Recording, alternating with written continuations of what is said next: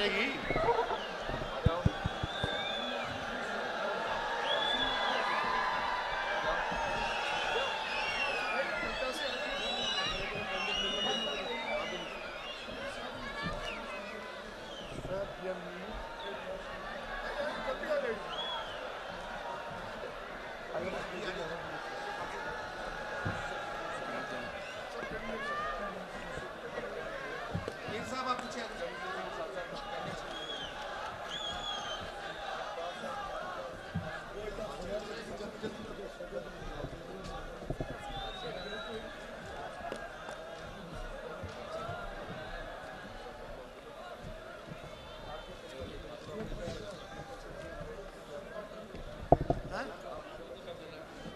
नहीं वहां से नहीं ये चलेगा। हाँ बोलिए, जिंदाबाद जिंदाबाद जिंदाबाद जिंदाबाद जिंदाबाद जिंदाबाद।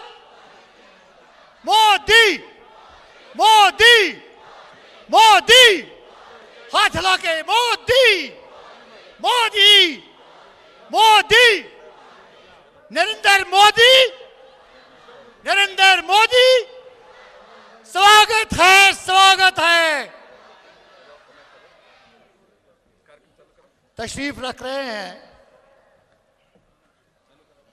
मेहरबानी करके आप सब लोग अपने अपने सीटों पर तशरीफ रखें।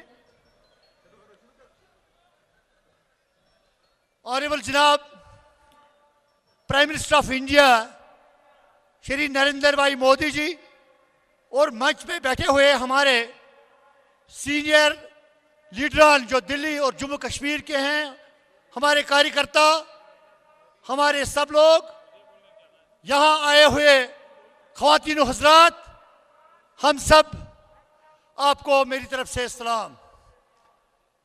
आज ये खुशी का दिन है कि हमारे नरेंद्र भाई मोदी हमारे बीच में मौजूद हैं। हम सब बेचैन हैं आपको सुनने के लिए।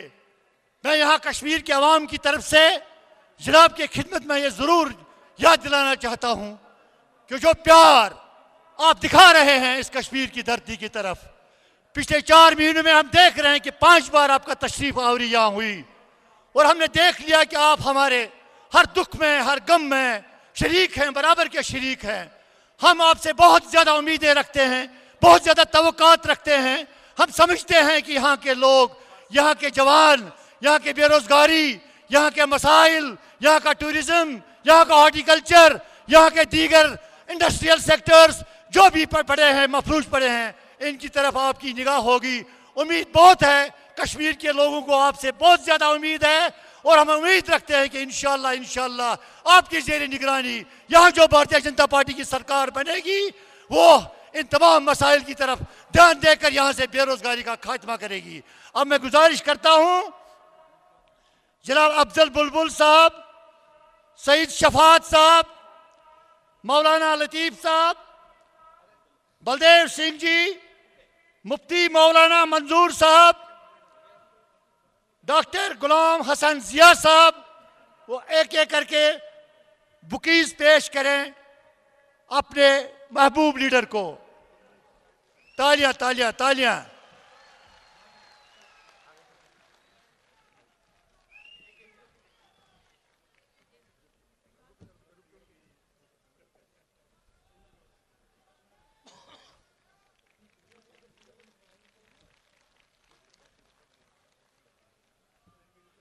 अब मैं गुजारिश करूंगा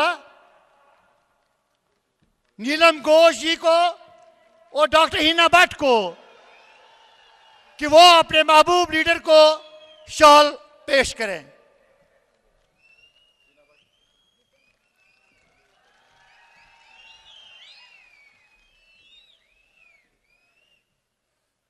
हम मोती कौल को और खालिद मकबूल डार साहब को गुजारिश करते हैं कि वो शाल अर्पण करें अपने महबूब लीडर को।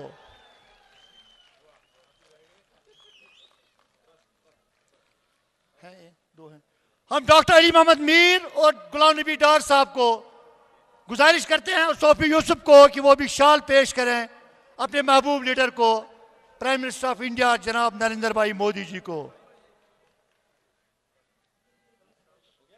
एक हम डॉक्टर दरख्शान अंद्राबी जी को गुजारिश करते हैं कि वो गवन पेश करें, कश्मीरी गवन, कश्मीरी कलाकारी उसमें है, वो पेश करें अपने महबूब लीडर को, नरेंद्र भाई मोदी को।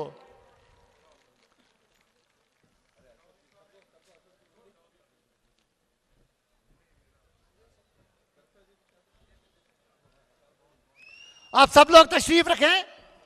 हाँ डॉक्टर अंद्राबी जी।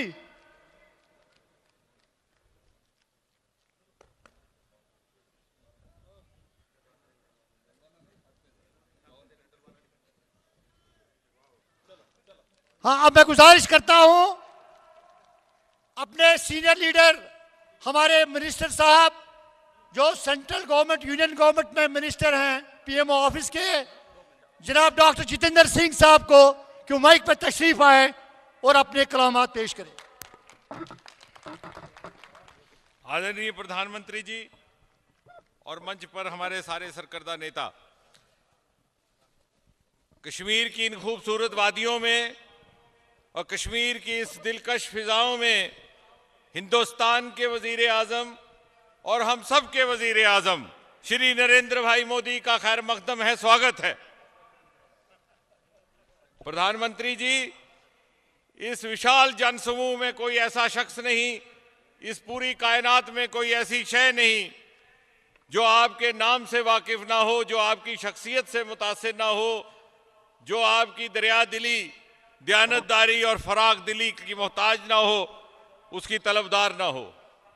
और गुज़श्ता दिनों में सैलाब की मुश्किल घड़ी में जिस तरह से दिल खोल करके आपने वादी कश्मीर की मदद की, हम सब की मदद की, वो दुनिया में अपनी एक तौर पे मिसाल तो है ही, लेकिन आने वाले वक्तों में कई पीढ़ियों तक इस रहम दिली की दास्तां को ये वादियां दोहराएंगी। प्रधानमंत्री जी, वादी कश्मीर ने कई बरसों से दुख झेले हैं, मुसीबतें झेली हैं। बिजली, पानी, सड़कों के मसाइल तो थे ही, और उसके ऊपर से कुछ एक खुदगर्ज लोगों की वजह से, कुछ एक तशद्दुद पसंद अनासर की वजह से हमारी गैरत को ललकारा गया। लेकिन अब एक नई उम्मीद जागी है, एक नई आस ने जन्म लिया है, और अब वादी के लोग, कश्मीर के लोग, हम सब लोग जी चाहता है निकल पड़े हिंदुस्तान के बाकी 1.25 करोड़ लोगों की तरह उस दिशा में जो आपने अपनी रहनुमाई में दिखाई है, तरक्की और उन्नति की राह। अब जी चाहता है कि माजी की बेड़ियों को तोड़ डालें, जी चाहता है इस निज़ाम को बदल डालें जहां बराए नाम जमहूरियत के साए में खानदानी राज पनपता रहा। जी चाहता है इस निज़ाम को बदल डालें जहां रिश्वतखोरी और भ्रष्टाचार पनपता रहा, भाई भतीजा राज पलता रहा। जी चाहता है एक नए मुस्तकबिल का आगाज हो। जी चाहता है कि तख्त नशीन बदल डालें। बकौल फैज अहमद फैज, वो वक्त करीब आ पहुंचा जब तख्त गिराए जाएंगे, जब ताज उछाले जाएंगे। बहनों भाइयों, अब कश्मकश और संघर्ष और जद्दोजहद का वक्त खत्म हुआ और लम्हा आया है जो तारीख में कई बरसों तक, कई सदियों तक कौम को इंतजार रहता है। ये लम्हा है अहद का। आइए हम सब मिलकर के यह अहद करें कि हम नरेंद्र भाई मोदी की उंगली पकड़ करके माजी से किनारा करके निकल पड़ेंगे एक नए मुस्तकबिल की तलाश में, एक नए भविष्य की तलाश में, एक नए मंजिल की तलाश में, एक नए कश्मीर की तलाश में। और इन्हीं चंद एक अल्फाज के साथ मैं पूरे अदब व एहतराम के साथ दावत देता हूँ हमारे हल्दिल अजीज वजीर आज़म प्रधानमंत्री श्री नरेंद्र भाई मोदी जी को कि वो यहाँ तशरीफ़ लाएं और अपने अल्फाज से हमारा मार्गदर्शन करें।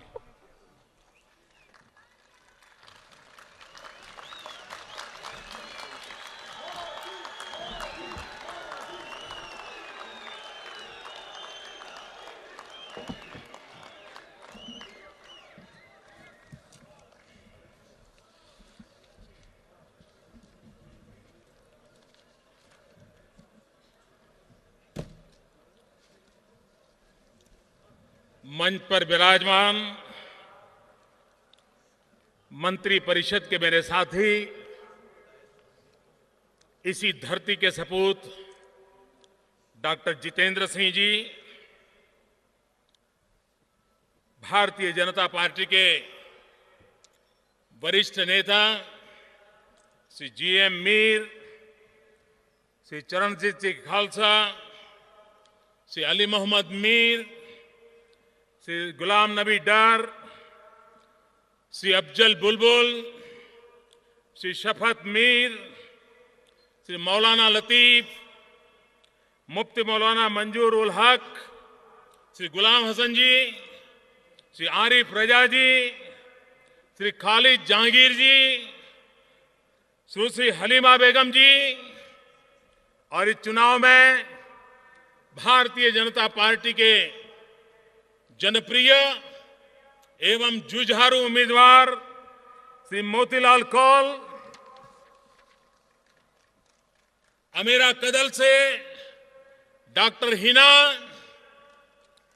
पहलगाम से श्री सौफी यूसुफ, सोनावर से द्रक्ष अंद्राबी, हजरत बल से हकीम मसूद, जदीबल से नीलम गश, खनियार से अशोक भट्ट, बटमालू से जुबैर नाजीर, अनंतनाग से रफीक वानी, डोरू से गुलाम मोहम्मद मीर, कोकरनाग से खुर्शीद अहमद मलिक, संगूर से खालिद अहमद डार, बीज बहरा से पीएन पंडित, बक्की से तारिक अहमद मीर, शोपिया से जावेद अहमद कादरी, और मंच पर बैठे हुए सभी वरिष्ठ नेतागण और विशाल संख्या में पधारे हुए कश्मीर के मेरे प्यारे भाइयों और बहनों,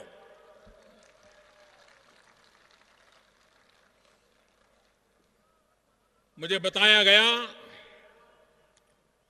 1983 के बाद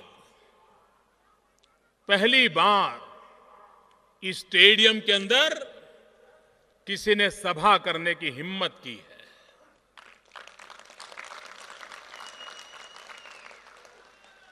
और इतना विशाल जनसागर कश्मीर के मेरे प्यारे भाइयों बहनों, आपने मुझे जो प्यार दिया है, इस प्यार को मैं कभी भूल नहीं सकता। और मैं आपको विश्वास दिलाता हूं, मैं आपको विश्वास दिलाता हूं, इस प्यार को मैं ब्याज समेत लौटाऊंगा।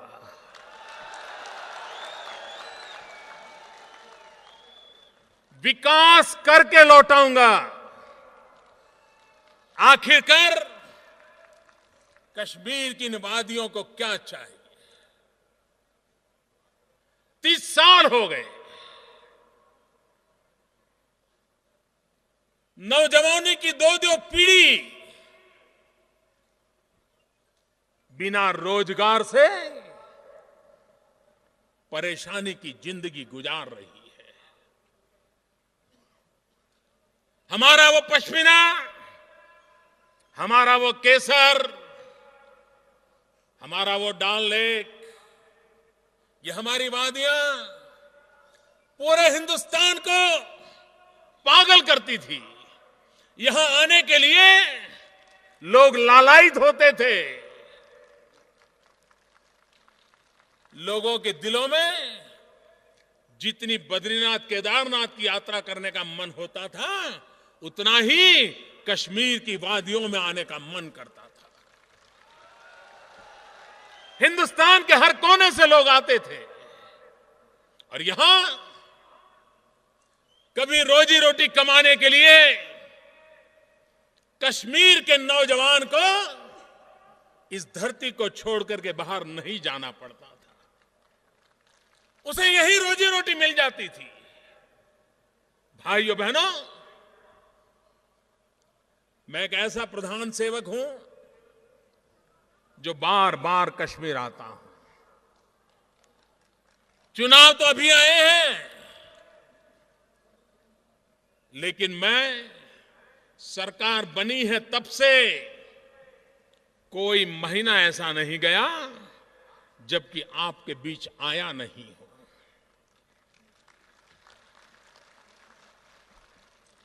जुलाई में आया, अगस्त में आया, सितंबर में आया, अक्टूबर में आया, नवंबर में आया और आज दिसंबर में भी आ गया। 2014 में आया, 2015 में भी आऊंगा। और भाइयों बहनों, मैं आया हूं आपका दुख बांटने के लिए, कुछ लेने पाने के लिए नहीं आया हूं। आप लोगों ने बहुत दिया है मुझे। प्यार से बढ़कर क्या होता है? जो प्यार आपने मुझे दिया है, अब जिम्मेवारी मेरी है उस प्यार को मैं कैसे लौटाऊं।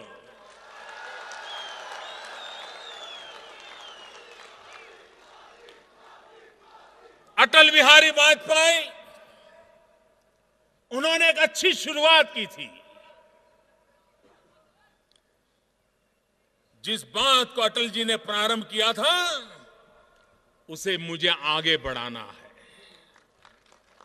जो सपना अटल बिहारी वाजपेयी ने देखा था, उस सपने को मुझे पूरा करना है और मैं इसे अपना दायित्व समझता हूं।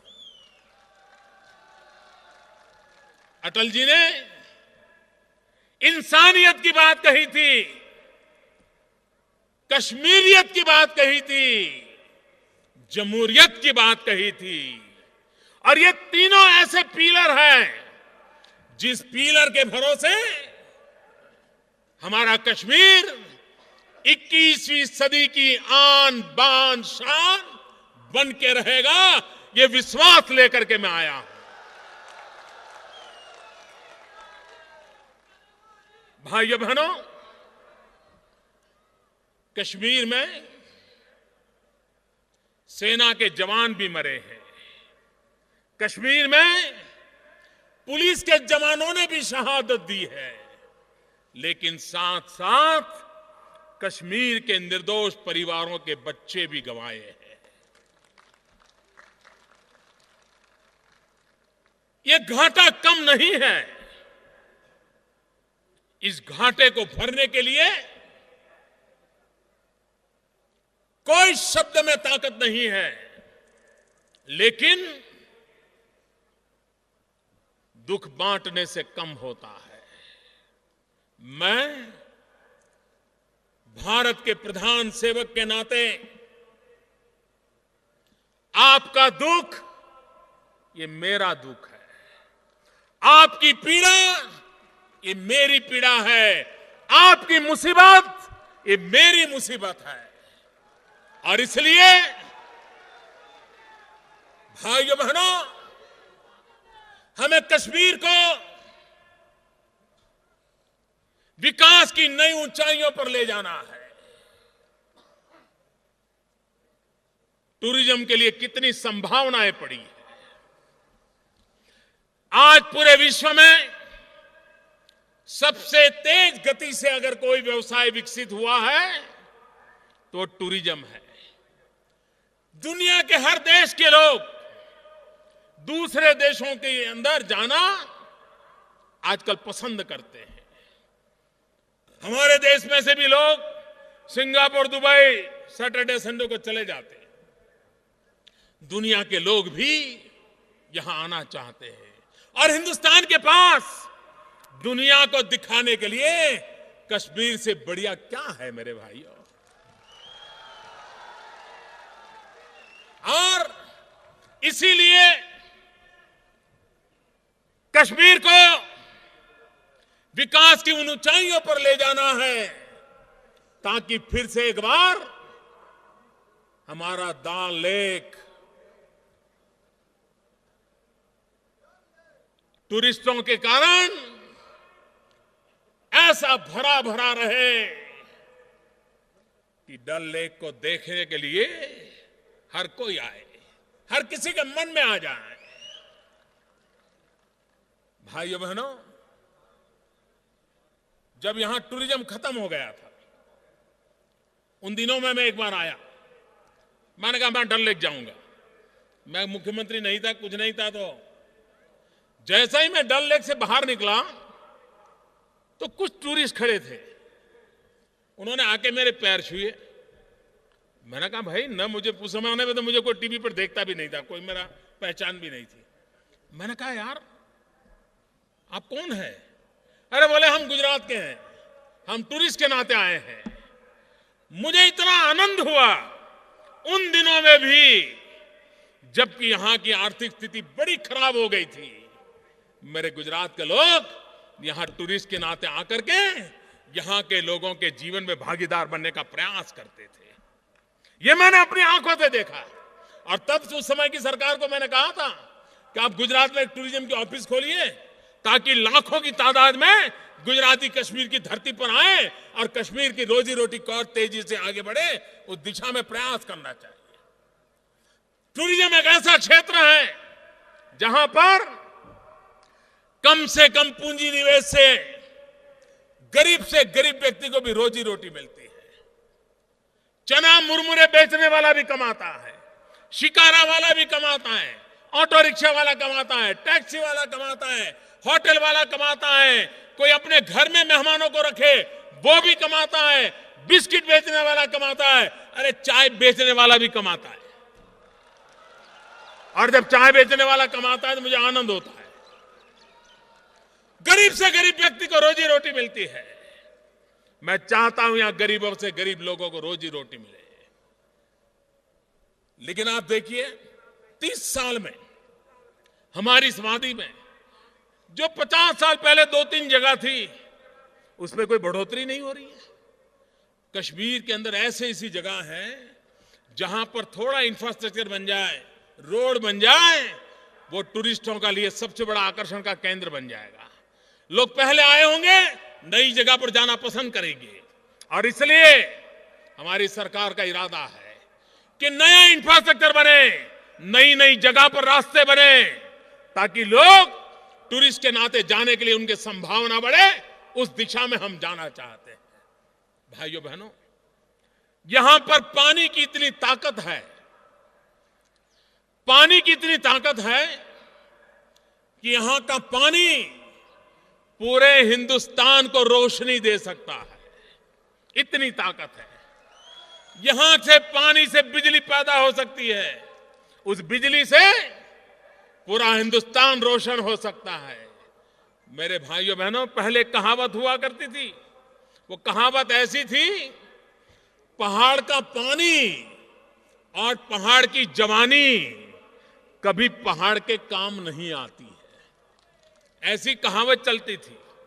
पहाड़ का पानी और पहाड़ की जवानी पहाड़ के काम नहीं आती है। मैं उस कहावत को बदलना चाहता हूं। पहाड़ का पानी और पहाड़ का जवानी दोनों पहाड़ के काम आने चाहिए, और वो आ सकते हैं पानी से बिजली पैदा करके। बिजली के कारखाने छोटे मोटे लगने लग जाए, किसी नौजवान को पहाड़ छोड़ करके रोजी रोटी कमाने के लिए झुग्गी झोपड़ी में जिंदगी गुजारनी नहीं पड़ेगी। और इसलिए मेरे भाइयों बहनों, मैं उस दिशा में काम। मैं एक बार उरी आया था, पावर प्रोजेक्ट के उद्घाटन के लिए आया था। वहां गांव के मुखिया मुझे मिले। उन्होंने कहा हमारी बेटियां पढ़ना चाहती है। मैंने कहा मुसीबत क्या है?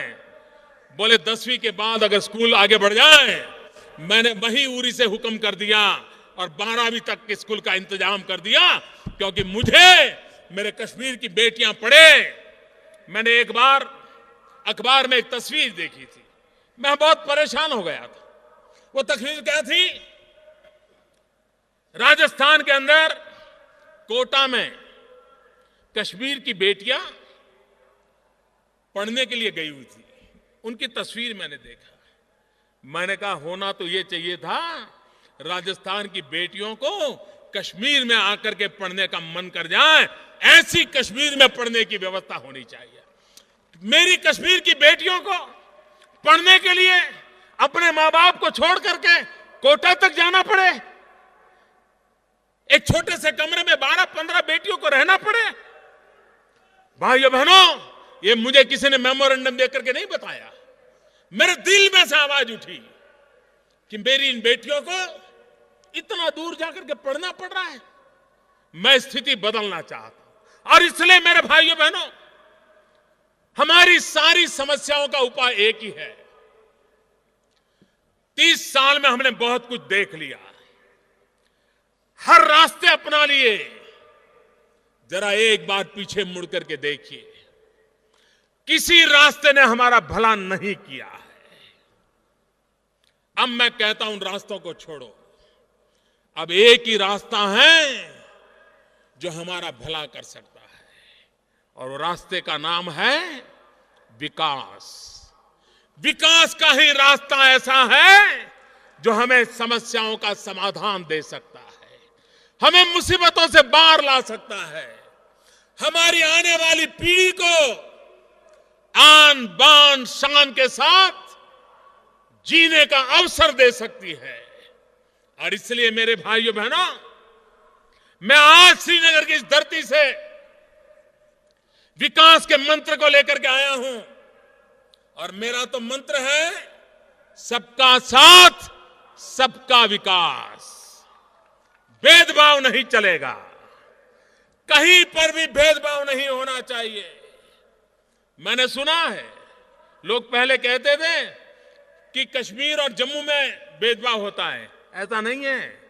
कश्मीर घाटी में भी डल लेक के इलाकों को अन्याय करो, उसको फायदा करो, ये खेल चलते रहे हैं।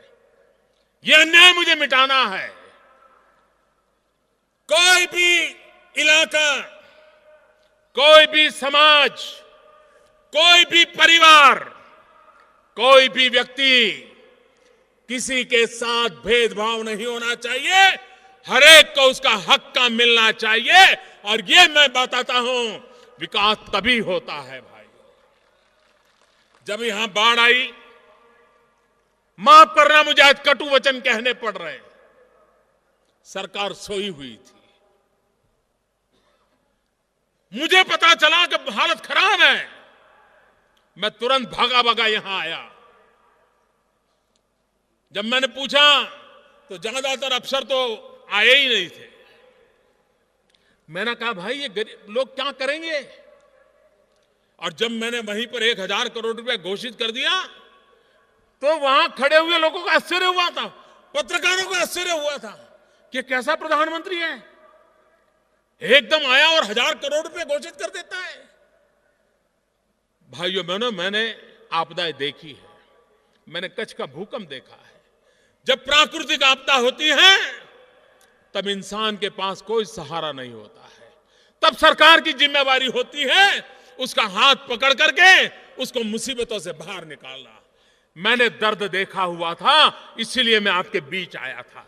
और मेरे श्रीनगर के भाइयों बहनों, मेरे कश्मीर के भाइयों बहनों, मेरे जम्मू के भाइयों बहनों, मैं आपको विश्वास दिलाता हूं, जिस प्राकृतिक आपदा से आपको परेशानी हुई है उसमें रास्ता निकालना, उसमें से मुसीबत में से बाहर निकालना, ये हमारा कमिटमेंट है। और मैं पूरी कोशिश करूंगा आपको अच्छे दिनों के लिए, जो बुरे हालत थे उसमें से बाहर निकलने का मैं वादा करने आया हूं भाइयों। उस समय हर कोई दिवाली अपने परिवार के साथ मनाता है, अपने यार दोस्तों के साथ मनाता है, मिठाई बांटता है, खाता है।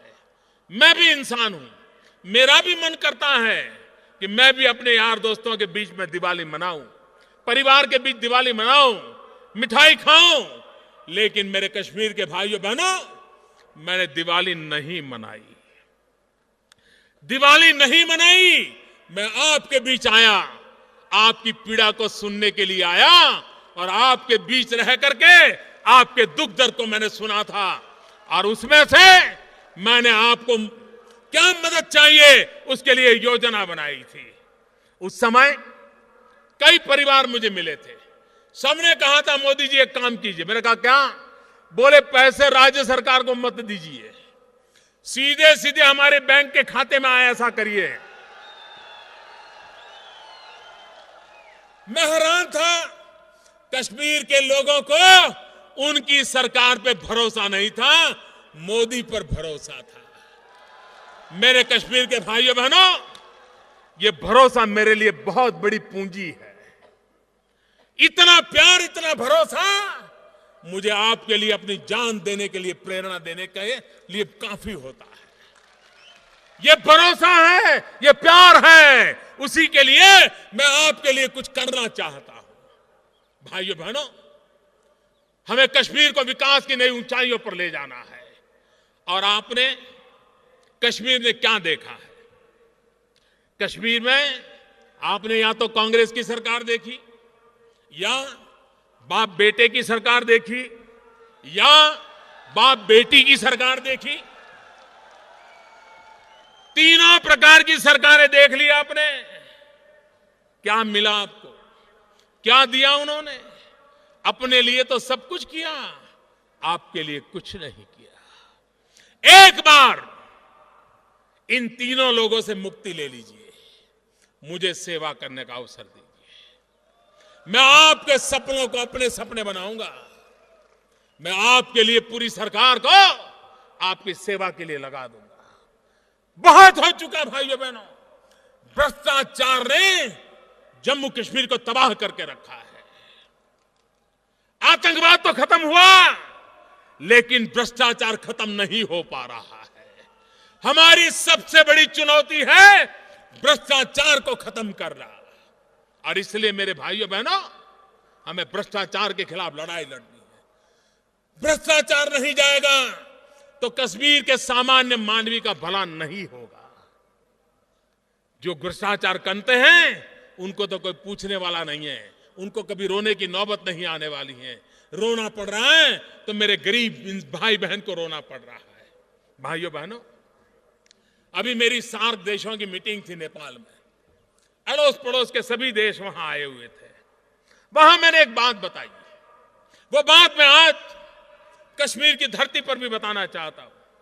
मैंने कहा, हम जो अड़ोस पड़ोस के देश हैं, हमारे सामने सबसे बड़ा खतरा क्या है? हम किस बात के लिए लड़ रहे हैं? किसके लिए लड़ रहे हैं? मैंने कहा, लड़ना है, आओ आओ हम कंधे से कंधा मिलाएं और गरीबी के खिलाफ लड़ाई लड़े।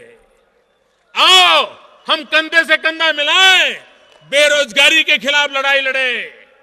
हमें लड़ना है गरीबी के खिलाफ, हमें लड़ना है बेरोजगारी के खिलाफ, हमें लड़ना है भ्रष्टाचार के खिलाफ। और इसलिए मेरे भाइयों बहनों, मुझे विकास की नई ऊंचाइयों पर जाना है। मैं कश्मीर घाटी के लोगों को एक बात बताना चाहता हूं। मैं जब गुजरात में मुख्यमंत्री बन के गया, उसी समय कच्छ में भयंकर भूकंप आया था। और भूकंप के 5-6 महीने के बाद मुझे वहां जाना पड़ा। तो शपथ लेने के बाद मैंने सबसे पहला काम किया, मैं गया कच्छ। तो कच्छ में लोग मुझे मिलने आए। आपको मालूम होगा, कच्छ एकदम पाकिस्तान की सीमा पर है और वहां सबसे ज्यादा आबादी, गुजरात में उस जिले में सबसे ज्यादा मुस्लिम आबादी है। मैं वहां गया, वहां लोग मुझे मिले। उन्होंने कहा, साहब एक बात हमारी सुनिए। मैंने कहा, क्या? बोले, कच्छ के अंदर जितने नेता आए, जिस किसी दल के आए, सब लोग आकर के सीमा की बात करते हैं, उधर पाकिस्तान है उसकी बात करते हैं, पाकिस्तान की हरकतों की बात करते हैं, लेकिन हमारी मुसीबत की तो कोई बात ही नहीं करता है। तो मैंने कहा, मेरे से क्या अपेक्षा है? उन्होंने कहा, कम से कम आप ये रास्ते पर मत जाइए। आपको अगर कच्छ आना है, कच्छ की सेवा करनी है, तो पाकिस्तान की चर्चा कर करके नहीं होगी, कच्छ के लोगों के सुख दुख की चर्चा कर करके होगी। छोटे छोटे लोगों ने मुझे बात बताई थी, मैंने इसे अपना मंत्र बना लिया। मैं कच्छ की धरती पर बार बार गया, भूकंप पीड़ितों की सेवा करने में लगा। रास्ते बनाए, मकान बनाए, अस्पताल बनाए, एक के बाद एक काम किए, और कभी पाकिस्तान की चर्चा नहीं की। मैंने चर्चा की तो मेरे कच्छ के लोगों के दुख दर्द की चर्चा की, और उसका नतीजा यह हुआ कि आज मैं गर्व से कहता हूं 2001 में भूकंप के कारण पूरा जमीन दोस्त हो गया था कच्छ, मौत की चादर ओढ़ करके सोया था कच्छ। आज कच्छ हिंदुस्तान का सबसे तेज गति से विकास करने वाला जिला बन गया है, पूरे हिंदुस्तान का। भाइयों बहनों, अगर कच्छ आगे बढ़ सकता है तो कश्मीर भी आगे बढ़ सकता है। मैं उसी अनुभव को लेकर के आया हूं, उसी इरादों को लेकर के आया हूं, उसी प्रतिबद्धता को लेकर के आया हूं। और इसलिए भाइयों बहनों, मैं आपसे अनुरोध करने आया हूं, हर मां का लाल प्यारा होता है, हर मां के बेटे का खून उतना ही मूल्यवान होता है। किसी मां के बेटे का खून बहे, वो दर्द उस मां को जितना है उतना ही इस देश को है। हमारे निर्दोष नागरिकों की रक्षा करने के लिए देश की आजादी से अब तक, आपको जानकर के हैरानी होगी, यहां जो पुलिस के जवान खड़े हैं उनको भी मेरी बात सुनकर के हैरानी होगी, आश्चर्य होगा, क्योंकि ये बात किसी ने बताई नहीं है उनको। देश आजाद होने से अब तक नागरिकों की रक्षा में लगे हुए पुलिस वाले, मैं सेना की बात नहीं कर रहा हूं, पुलिस वालों ने 33,000 पुलिस शहीद हुए, 33,000, 33,000 पुलिसों ने अपनी जान दे दी है, हमारी रक्षा के लिए दी है, हम अच्छी तरह जीवन जिए इसलिए दी है। भाइयों बहनों, सेना के जवानों ने जीवन दिया है, पुलिस के कर्मी मरे हैं, देश भर में इतने शहीद हुए हैं। भाइयों बहनों, अब जब बाढ़ आई, सेना के जवान जिस प्रकार से सेवा कर रहे थे, पानी में डूबने के कारण औरों की जिंदगी बचाने के जाने वाले मेरे सेना के जवान मारे गए थे। भाइयों बहनों, अपनी जान की बाजी लगा करके भी लोगों की रक्षा करना, यह हमारा मंत्र रहा है। उसी मंत्र को लेकर के आगे बढ़ते हैं। लेकिन कोई गलती करे, पहली बार 30 साल में पहली बार, ये मोदी सरकार की कमाल देखिए, पहली बार सेना ने प्रेस कॉन्फ्रेंस करके कहा कि जो 2 नौजवान मारे गए थे सेना की गलती थी, और सेना ने अपनी गलती मानी, इंक्वायरी कमीशन बैठा, और जिन लोगों ने गोली चलाई थी उन पर केस दर्ज कर दिया गया। ये मेरे नेक इरादों का सबूत है मेरे भाई बहन। 30 साल में नहीं हुआ है, 30 साल में नहीं हुआ है। और इसलिए मेरे कश्मीर के भाइयों बहनों, मैं आपको न्याय दिलाने के लिए आया हूं, मैं आपको विकास की नई ऊंचाइयों पर ले जाने के लिए आया हूं। मुझे आपकी सेवा करनी है, आप मुझे सेवा करने का मौका दीजिए। देश 21वीं सदी में आगे बढ़ रहा है और पूरा विश्व आज हिंदुस्तान की तरफ देख रहा है। दुनिया में कहीं पर भी जाइए, आज हिंदुस्तान का जय जयकार हो रहा है। ये जय जयकार क्यों हो रहा है? जय जयकार इसलिए नहीं हो रहा है कि मोदी की कोई कमाल है, ये जय जयकार इसलिए हो रहा है कि 125 करोड़ देशवासियों ने पूर्ण बहुमत से दिल्ली में सरकार चुनी है। जब मोदी को कोई मिलता है ना, तो मोदी को नहीं देखता है, उसको लगता है ये मोदी नहीं है, इसके पीछे 125 करोड़ लोग खड़े हैं, और तब जाकर के वो सीना तान के खड़ा हो जाता है। ये मजबूत सिर सरकार का परिणाम है। कश्मीर का भी दुनिया में जय जयकार है, कश्मीर का भी दुनिया में जय जयकार करना है, तो कश्मीर में भी पूर्ण बहुमत वाली भाजपा की सरकार बनाइए, पूर्ण बहुमत वाली सरकार बनाइए। एक से एक बढ़कर मेरे साथियों को मैंने उम्मीदवार बनाया है।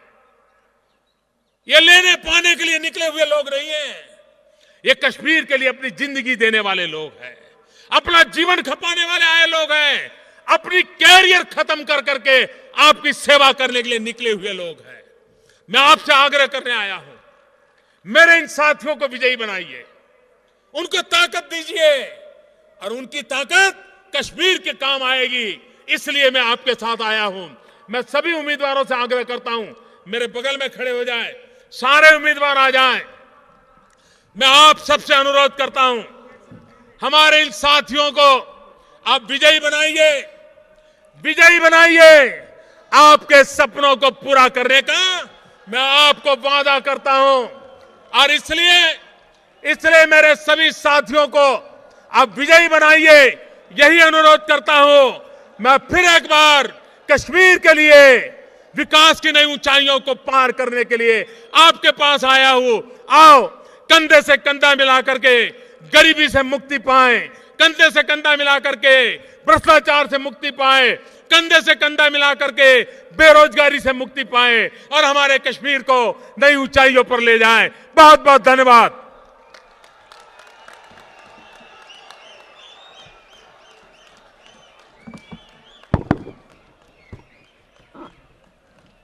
अभी वो बैठेंगे। मैं यहाँ पे आए हुए सभी हमारे जितने भी कार्यकर्ता इस समय एडमिनिस्ट्रेशन में लगे हैं, सबको, मीडिया कर्मियों को और जो भी पुलिस के कार्यकर्ता हैं और बहनें और भाई आए हुए दूर दूर, सबको धन्यवाद करती हूँ।